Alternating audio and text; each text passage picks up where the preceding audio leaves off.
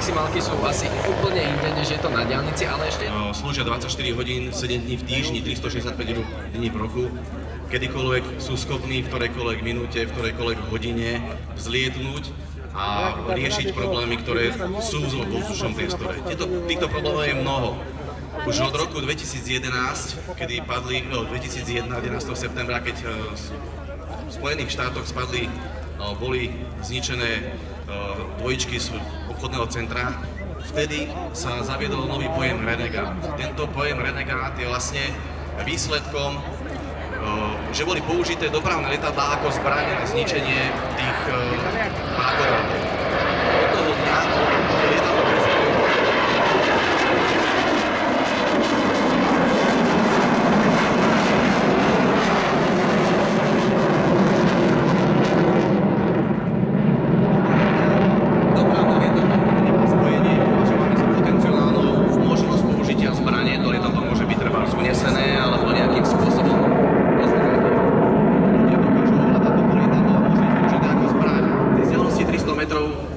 z krídla na krídlo, nakláňa sa a to lietadlo podľa leteckého predpisu každý jeden civilný pilot to musí ovládať, musí vedieť, že ako má odpovedať, ako má komunikovať s tým pilotom stíhacieho lietadla. Takže ten pilot ho dokáže odviesť do nejakého bezpečného sektoru, do nejakého prístupu. Teraz máme možno sledovať Airbus 319, je to nový prostriedok letky ministerstva vnútra, len maličkú pikošku. Tento prostriedok nás všetkých vyšiel na 45 miliónov eur, takže užite si to na pristáte, pozrite sa. Toto lietadlo stojí toľko, koľko je 5-ročná zmluva Mariana Hossu v Chicago Blackhawks. Majo by si mohol kúpiť za 5-ročný plat to takéto lietadlo a potom nás prísť pozrieť. Áno, žartujem trošičku o cene, ale je to nevyhnutnosť. Je nevyhnutnosť obmeny starej leteckej techniky ako letke ministerstva vnútra, tak vo vzdušných silách ozbrojených síl Slovenskej republiky. Maťa, môžeš sa ty k tomu vyjadriť, ako to vyzerá s budúcnosťou stíhačov, konkrétne s budúcnosťou MiG-29? My sme hrdí piloti na MiG-29, je to taká naša srdcová záležitosť. Medzi tým, prepáč, môžeme zamávať aj Boeingu, teda Airbusu, ktorý práve teraz pristáva. Poďakovať mu za ukážku. On sa potom otočí a znova pôjde dole, znova môžeme. Len sa vrátim k tým MiG-29, samozrejme MiG-29 už sú tu nejaký ten rok v našich ozbrojených silách. I napriek tomu, že v roku 2006 bola nejaká modernizácia tohoto MiG-29, naozaj to lietadlo je lietadlo druhej generácie. Na letisku, keď nad letiskom sa ukázala B-52 a možno niektorí starší kolegovia, neviem, Jarko, trošku tak zaspomínali a trošku im stiahlo hrdlo. Určite je tomu tak, ja by som len chcel upriamiť pozornosť návštevníkov na práve rolujúce lietadlo. Je to teda už spomínaný nový prostriedok letky ministerstva vnútra Slovenskej republiky Airbus E319. Pozdravujem týchto pilotov, ktorí sedia za parami, alebo teda zariadením tohto lietadla. Je to pán Durikovič a pán Šikula, ako sa mi dostala informácia. A taktiež chcem upriamiť vašu pozornosť na krásny painting, na krásny nátier tohoto lietadla, na krásnu kresbu. Pri preťažení 8G zrazu ruka má 8 kg.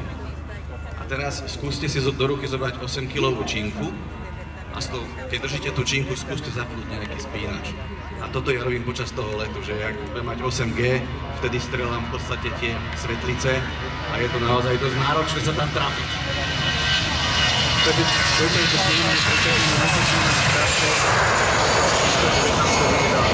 Opúšťame to letisko, poskytli sme mu dočasný útovok, nebol to teda narušiteľ, všetci sme sa presvedčili, že to je náš Airbus a odlieta späť na letisko Milana Rastislava Štefánika do Bratislavy. Ďakujeme za vystúpenie. Vicemajster sveta v leteckej akrobácii v Kapskom meste má druhé miesto za voľnú zostavu, na tej tam trošičku taký čas na to, aby sme videli umenie týchto chlapcov. Toto vystúpenie komentujem z Tierače Štírej, ale to nemusíš říkať, to vidíš, takže asi ťažko máme hovoriť, že vykonával len na chrbte, keď sami to máte možnosť vidieť.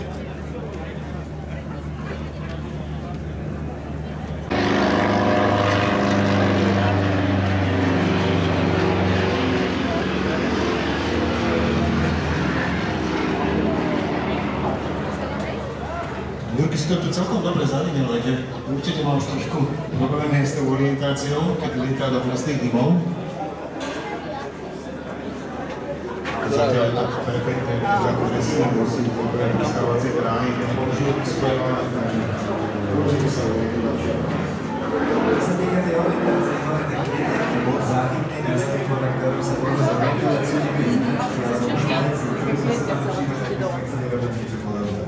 Áno, určite je stanovená tzv. Disciplína, ukážka, že môže sa pomôcť s nimi pripravať.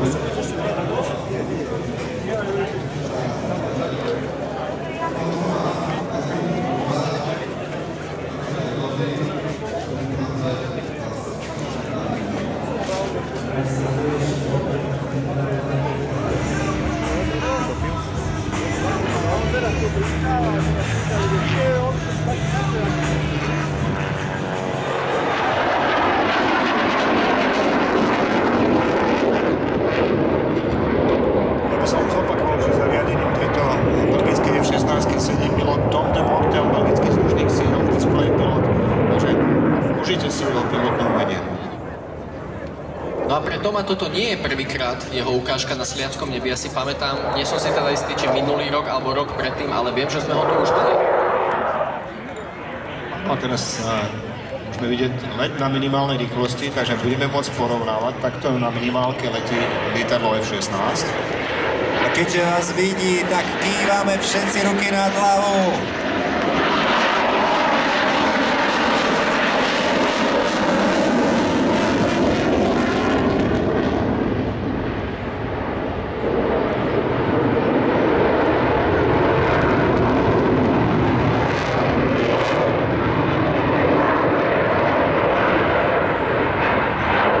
Teda dýchberujúca minimálna rýchlosť.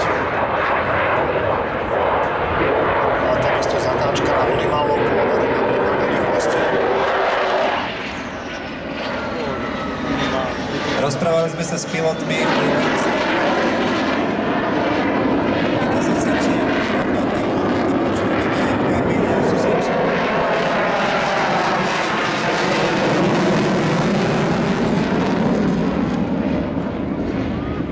Takisto je výhodou, že pri výkone motoru a manevrovej schopnosti.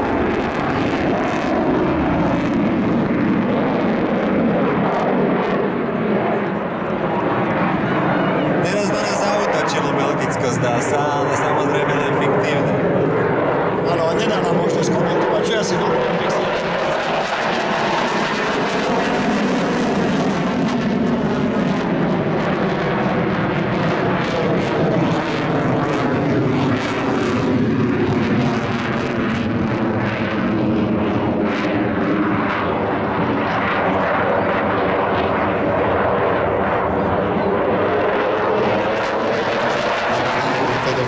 Poli. Je to výhoda týchto lietadiel.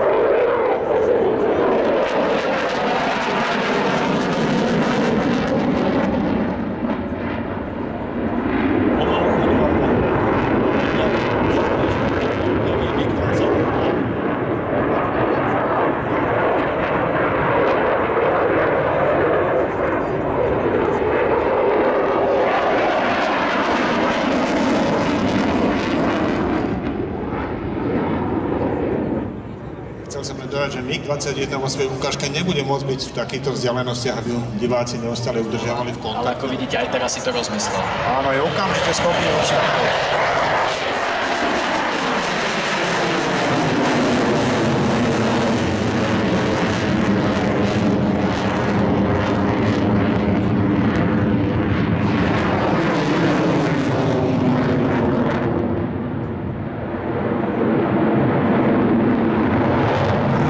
Pilota ktorému teraz všetci zamávame a ďakujeme mu za jeho veľmi efektné vystúpenie. Bol to úžasný výkon a bezpečné pristátie nadovšetko a v tomto prípade sme teda mali možnosť vidieť, ako to vyzerá, aj keď sa pristáva. Inak, keď sme pri pilotoch, tak Il-29... Ja neviem, že či sa dá povedať o lietadle, že starčeka, ale už by bol vráscavý, keby sa spersonifikoval na nejakého človeka. Áno, určite je to unikát na európskom nebi, je to MiG-15 Multi, ako som už spomínal, za riadením sedí pán Svoboda. Je to lietadlo, ktoré má pôvod v 50. rokoch. V našom letectve celkom, keď som si to tak zrátal, podľa informácií z časopisu Letectva a kozmonautika, bolo zavedených do zbroje až 1110 kusov tohoto lietadla. Takže boli časy, keď sme mali letectvo, ktoré už dneska je nepredstaviteľné v počtoch. Ja si pamätám, že jedna z mojich prvých hračiek bol tento MiG na takej šnúrke, ja sa s ním točil, on vydával aj také zaujímavé zvuky, takže možno tá generácia tzv. Husákových detí, čiže my, ktorí sme ročník 1971 plus minus nejaký ten rok, tak si pamätáme veľmi dobre aj malý model. Aj my tu máme teplo, aj keď nemusíme doplňať palivo lietadlám, dodržiavame pitný režim, snažte sa občerstviť, ochladiť. Ak máte možnosť, tak nejaké klobúky, čiapky určite na hlavách, opaľovací krém, aby sme predišli kolapsom. Včera sme tu niekoľko mali, našťastie máme tu stánok Červeného kríža, sú tu ošetrovatelia, takže k tejto situácii sa určite aj oni majú ako vyjadriť, ale dodržiavajme všetky veci. Je to spomínaná minimálka s vysunutým podvozkom, pilot pán Roman Svoboda nám aj zamával, takže takáto asi minimálka. Je to tak, čo tá generácia, alebo čo tá kategória lietadiel dá. Neumožní mu to letieť na motoroch a udržovať minimálku v rozsahu 200 km, ako je to Súčka 27. A vlastne tým, ktorí okolo toho zachránili toto lietadlo, čo to znamená? Ono bolo ako vrak, alebo bolo už vyradené a potom, aby sa mohlo opäť dostať na oblohu, čo je potrebné, okrem teda financií a entuziazmu? Je potreba veľa financií, veľa entuziazmu. Treba takéto lietadlo vyhľadať. Chlapom z Czech Flying Legends sa to podarilo, našli ho v Rusku, privedli ho k životu. Je treba povedať, že je to v súčasnosti jediný živý kus, jediný lietajúci kus na európskej oblohe. Donedávna to bol poľský MiG-15, ktorý lietal pán Slavomír Hejtman. By som vás chcel pozdraviť. Po tomto prelete budete mať možnosť vidieť ďalší nálet, ktorý bude ukončený krásnym viarovým rozchodom. Je to veľmi náročný prvok. Posádka prvého lietadla 410 sú páni Jakubčín, Zulovčín, chodosledná posádka. Áno, Branovský. Palubný technik pán Bebčík a druhá posádka pán Štovka, Hermanovský a palubný technik pán Jusko.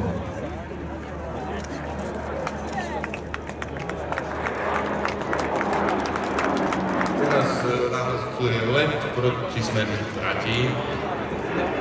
Lietadlá sú na rovnakej výške asi 20 metrov krídlov. Musí sa báť na vodojskú zrážke, pretože majú veľmi dobrý orientačnú čiaru a to je zletová pristávacia dráha, pokiaľ sa nemýlim. Presne tak. Že každý z tých pilotov si sleduje vlastný okraj dráhy a je tam určite aj výškový rozostup, takže zrážke dôjsť nemôže. Vždy pred každým letom prebehne veľmi dôsledná koordinácia a briefing, ako sa čo bude, kedy. Tu je pristávacie dráhy na smer 1.8, teda od Banskej Bystrice smerom na Zvolen. Vidíte, že lietadlá majú rozsvietené pristávacie svetlomety, je v tom tiež nejaký účel? Je len základný účel upútať pozornosť ľudí. Áno, určite. Pokiaľ si ja dobre pamätám z mojej leteckej minulosti, používali sme svetlomety tiež ako výstrahu vtákom, aby sa nám nepletli do cesty. A to je tak. Takže testná skupina podaní od posádok 410 z leteckej základne kuchyňa primácka. To najlepšie. Ďakujem veľmi ešte raz. Ďakujeme za spolupomôženie kapitánovi Milanovi Kuprišovi z leteckej základne kuchyňa a želáme malackárom, aby im to na oblohe lietalo. Ďakujem veľmi pekne. Na slnko, lebo evidentne mu ešte nebolo dosť teplo. Máme tu aj Garyho Doppelhammera, ktorý teda zatiaľ neviete možno kto to je, možno fajnšmekri vedia, ale teda určite vám túto osobu predstavíme a takisto ho trošku tak vyspovedáme. So Gary, hi! Guten Tag. Was magst du? Hi. Thank you for inviting us coming from the Austrian Air Force, and this time we brought you the Black Hawk. Takže ďakujeme za pozvanie a teda pozvanku z rakúske vzdušné síly. Tentokrát sme sa tu teda veľmi radi ukázali.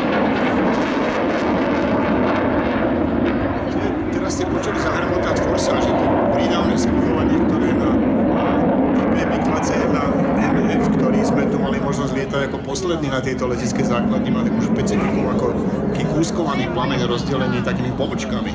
Áno, ty si veľmi skromný človek a pilot, ale prezrať, čo všetko si ty dokázal s takýmto strojom?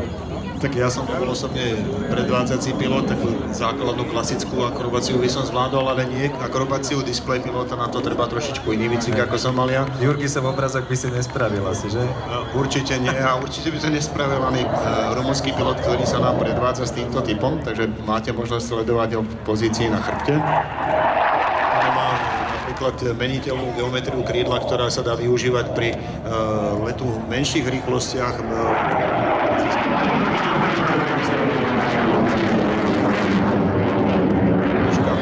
Od 0 do 2000 metrov nie sú až natoľko diferentné alebo rozdielne.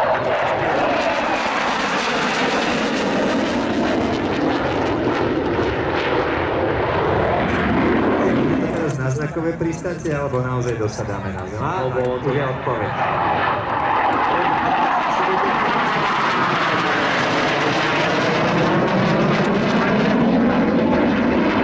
Tak sa mi zdá, že sa trošku snažil zo včeračka napodobniť SU-27, kde teda takisto sme mali touch and go a následné prerovnávanie s otvoreným podvozkom, takže myslím si, že toto je niečo. Medzičasom predpokladám, že bude ukážka opäť minimálnej rýchlosti MiG-21, ale skús nám teda ty ako pilot popísať, je toto, čo dneska máme, ideálne, sú toto ideálne podmienky pre pilota?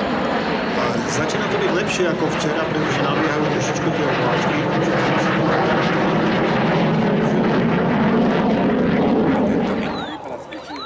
Tento MiG umožňuje plné vyžitie pilota, keď to tak hrniem v stručnosti.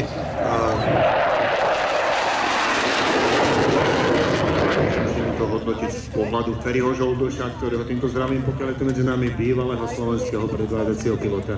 Možná on by vedel viacej. Dosadáme a opäť teda priestor, tak ako v mnohých razoch už tu aj pozdraviť pilota a poďakovať mu za jeho fantastický výkon, takže ruky na hlavu a mávame. Mávame a dámy a páni, poprosím potlesk pre ojedinelú MiG-21 v službách rumunských vzdušných síl. Áno, tentokrát nám použili spomínaný brzdiaci padák, bol trošičku rýchlejší na pristáti, ale určite mu to vyjde a v kokpite, teda v dvojmiestnom lietadle boli dvaja piloti len na doplnenie. Bol svojho času takisto líder, máme futbalové veľmoci. Čo sa týka letectva, krajiny, ktoré tu vidíme, Rumunsko, Belgicko a tak ďalej, možno, že taký absolútny laik by ani nepovedal, že to môžu byť dominantní piloti. Ako to vyzerá? Tá hierarchia, možno aj kvality, aj obsadenia, oblohy aj pri takýchto podmienách. Ja nechcem byť nejaký úsok alebo patriot, lebo povedomí najviac zarezonovali ruské skupiny, ukrajinské skupiny, čo potom máme ale to kategória lietadel, ktorá potrebuje určitú výšku a priestor, takže nás na 4 Áno, v tej formácii, ale teda musím, už to nie je Tčko, ale musím teda pochváliť naozaj, že pri tom nádlete hore tie vzdialenosti medzi lietadlami boli skutočne minimálne. A už som to spomínal, že je dosť zložitá formácia na týchto kategórií, ktoré sú predsa len trošičku krátkejšie a nedržia tak dobre vozidlo. Čiže slušný stroj, Extreme v podaní Flying Ghost, ktoré tu budeme ešte dneska vidieť, ale veľmi slušná skupina z môjho pohľadu.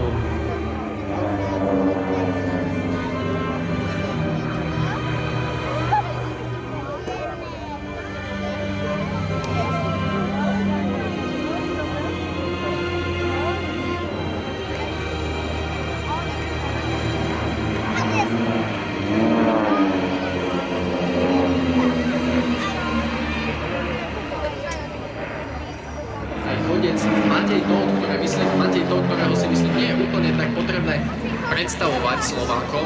No a teda Matej Tóth približne o 13. hodine v priestoroch dynamickej a statickej ukážky ozbrojených síl Slovenskej republiky. Predtým, než začne ďalšia ukážka, je komentovaná našla sa Lucia, ktorá je naozaj veteránom. Našli sa tu kľúčov, tak ďakujeme.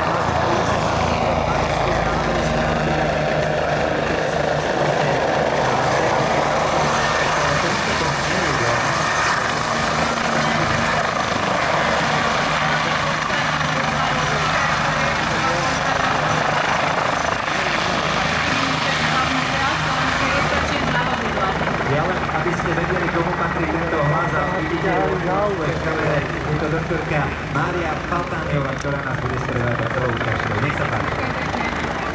Policajti, ktorí prenasledujú vozidlo, nemusia byť v úplnej blízkosti ozbrojeným páchateľom, pretože do akcie sú zapojené dva vrtuľníky letky ministerstva vnútra, a to vrtuľník PO429 a vrtuľník MI 171M, ktoré uľahčia prácu policajtom, čím sa zniží riziko ohrozenia ich života a zdravia. Po vrtuľníku PO sa nachádza policajný ostreľovač, ktorý je pripravený na nástroj do motora vozidla, pričom je do ďalšie výkony týkajúceho vozidla. Na palube vrtuľníka sa nachádza aj samotná zásahová jednotka situácie.